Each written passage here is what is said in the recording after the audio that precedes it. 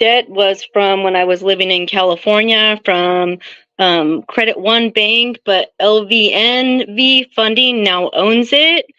And so it was almost the 4 year mark.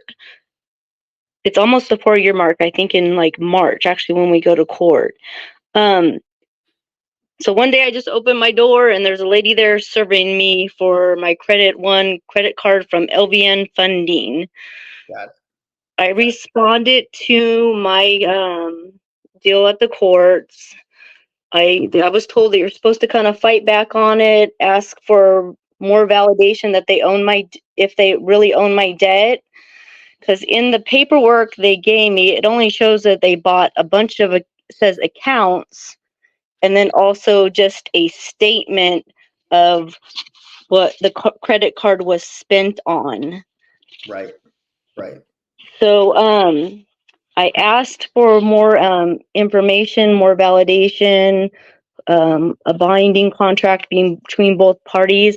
Is the court supposed to send me something back to a response, or is that the only response I get was when I go to court? Well, that's a great question.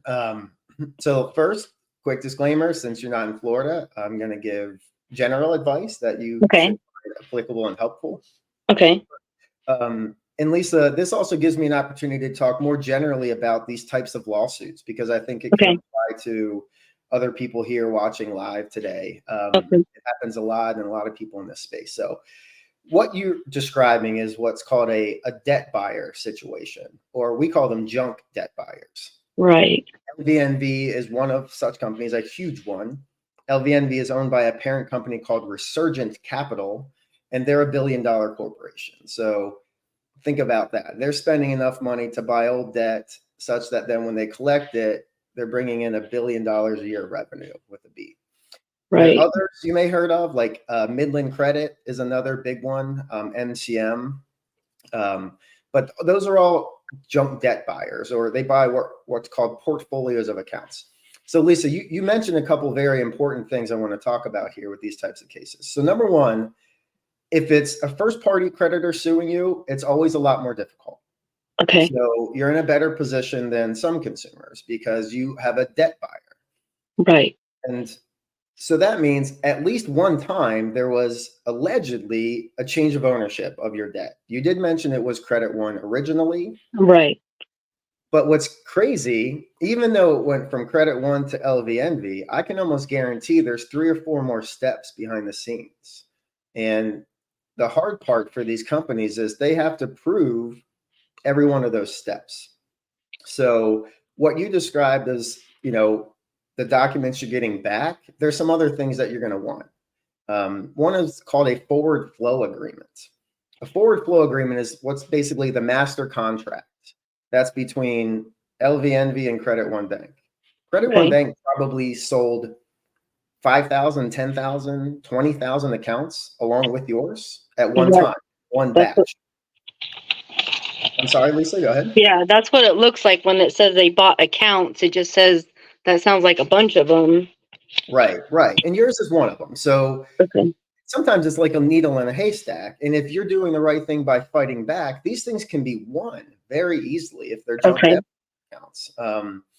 And Lisa, what I'd like to do is connect with Mike and Dave after the program, because again, this whole program is about connecting you all to lawyers. If it's me, amazing. I love it to be. We have coverage in many states, or it's going to be one of my, amazing partners. And I've got great partners in Texas. So rest assured, there are good defenses to these cases.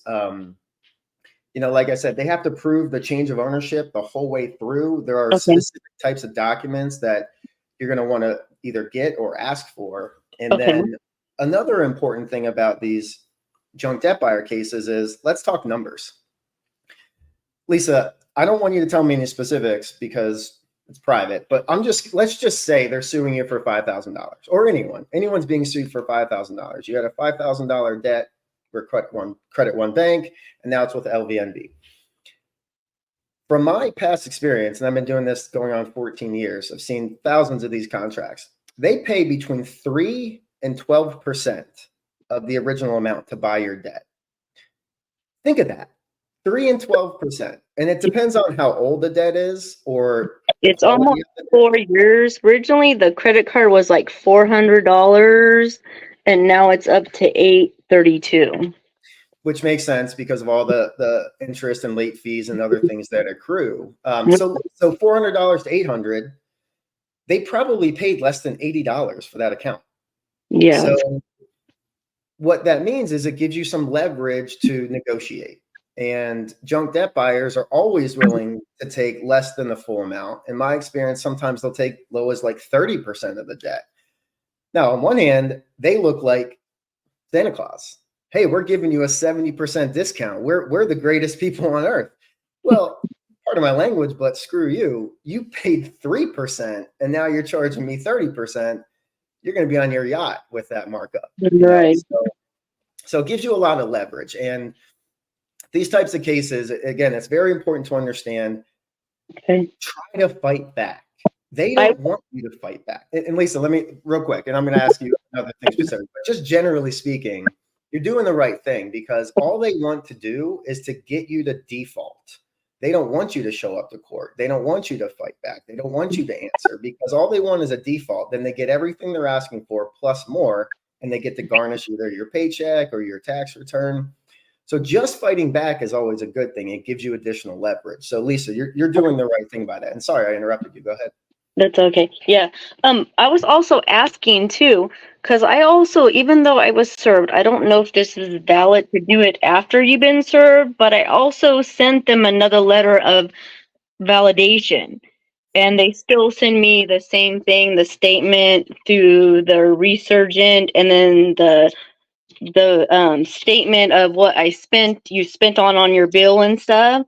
They Right. still sent me that. Then later on, I end up sending a deceased insist letter, and they responded to that. Is that considered still a violation or not? If I've been served already? That's a great question. So being served doesn't stop many things. It doesn't stop their right to keep collecting from you. They can still call. They can still send you things up until sending a cease and desist, for example, like you just described. But being served and being sued doesn't really stop many other clocks or timelines. The one it does stop is the statute of limitations. So as you mentioned, the debt was originally from California, so it's 4 years. So it does sound like they sued you. They don't have to get their judgment by 4 years. All they have to have done is filed their lawsuit within 4 years. Okay. And it sounds like they have done that. Yes. So that would be a successful defense that it's past the statute of limitations, but there are plenty of other options in the toolbox to try to defeat them. And let me also say, Lisa, that if you don't defeat them, another strategy is to get onto the lowest settlement that you can, because one of the things that I love to do is sue these idiots on the back end. Yeah. So these companies get so greedy and lazy that once you enter into an agreement with them, like everything else goes out the window. And what they often do will credit report erroneous information after the settlement. So in a situation like yours, let's just say, for example, that you negotiate a $400 settlement paid over 10 months. You pay them $40 a month for 10 months. That might be something they would absolutely, you should offer that. I would recommend. They might take it. But guess what? So you're going to pay for 10 months, the $40 a month. And then I'm going to say to you, hey, Lisa, I want to talk to you in month 11 or month 12. Because we're going to check your credit reports, and I can almost guarantee you they're still going to report that you owed the $800. They're not going to be showing your settlement payment. They're not reducing your balance. So even if we can't defeat them right away in the defensive case, we might be able to go after them in the long run. So that's a really fun strategy, and we do that all the time. So, that's but Lisa, awesome. Any more specifics? I would say let's connect you with a Texas attorney. But it was a great first question because we got to talk about a lot of things, the junk debt buying industry, some strategies to use, and defending. But let me also say something very important for Lisa and everyone else.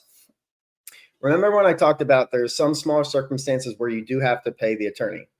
When they're defending you, it's often that case. So if you're being sued by a landlord for eviction, if you're being sued for an old credit card debt, or you're being sued for foreclosure, you do have to pay the attorney's fees, because it's not like the offensive cases where the bad guys get to pay us per the statute.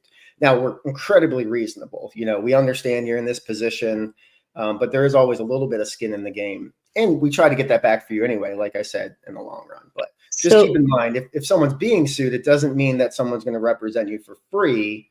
Sometimes they will if it's egregious enough. Like, for example, if a case comes to me past the statute of limitations, I don't charge my clients anything, because I know I'm going to win it, and then they're going to have to pay me because I'm going to sue them under the Fair Debt Collection Practices Act because they sued someone past the statute of limitations. That's a violation. So anyway. So is it best I offer a letter of settlement before, or do I, when I show up to court, then offer to do like the $400 for the $40 a month? That's a great question. And I'm so glad you asked it. You should offer that soon, because the longer it goes and the closer it gets to court, they're going to have to put some time and resources into it. Okay. And they're going to be less likely to take a lower amount. So strike while the iron's hot and early. Just another important thing for Lisa and everyone else, if you ever negotiate a settlement, whether that's because you've been sued or not, you just settle a debt with a debt collector, always get it in writing. They will try not to. They don't like to put these in writing because that gives you a lot of proof and leverage, but always get a settlement in writing, whether that's you're settling a lawsuit or you're settling a debt with a debt collector on the phone or via email. So do I call in on that, or do I send them a letter certified and this is what I could do? Call first. Okay. You call, and then if you do, and another thing, let's talk about strategies here. Okay. Never started offering 50%. Okay. Always start offering like 10%. Okay. Because remember, at 10%, that might either be breaking even or just making a little bit of money. They're never going to take 10%, but you just want to start lower. Okay. Then they're going to offer, we'll knock off 10%. You're going to say, well, I can't pay 90%. I can pay 20%. And then maybe you somewhere in the middle. But that's why it's always better on the phone. You can have a couple quick phone calls. Letters just take too long and they get lost. Right. Hold on, wait. Before you go, make sure you go grab my free secret letter, because it's going to help you increase your chances to get more violations. And once you get them violations, you can leverage the laws to knock the credit bureaus out. So go grab the free secret letter. The link is in the comments.